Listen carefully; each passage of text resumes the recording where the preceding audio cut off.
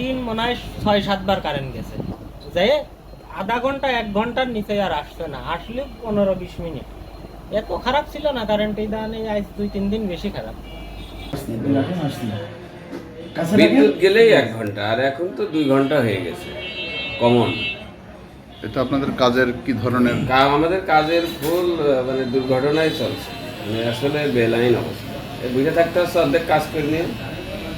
আপনি তো এই যে একটি মানে চার্জার বাতি জ্বালিয়ে কাজ করছেন। হ্যাঁ, আমি চার্জার বাতি বেশি সময় জ্বলে না তো, ঘন্টাখানিক জ্বলে, এই অর্ধেক কাজ করতে করতে আবার তাই হয়ে যায়। এটা কাজের কি অবস্থা? বলেন না, কারেন্ট 10 মিনিট পর পর যাচ্ছে। এতে করে আপনাদের কাজের কেমন অসুবিধা হচ্ছে? কাজ তো করাই যাচ্ছে না, কাজে বসলে কারেন্ট যাচ্ছে চলে। ঘন ঘন লোডশেডিং হওয়াতে ব্যবসায়িকভাবে আমরা খুবই ক্ষতিগ্রস্ত।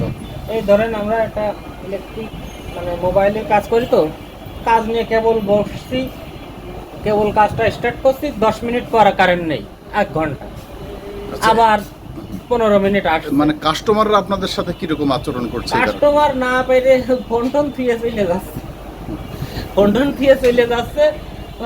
বলছে আমার বাড়ি তো সন্ধ্যা, মহিলারা এসে তো আর থাকতে পারে না দীর্ঘক্ষণ।